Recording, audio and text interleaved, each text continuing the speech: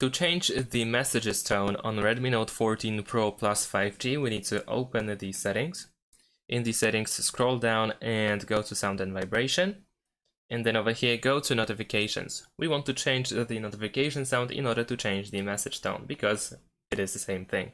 So now over here, we have several options. We can go through the theme store in order to find a new ringtone or actually the notification sound. Or we can go to pre-installed option.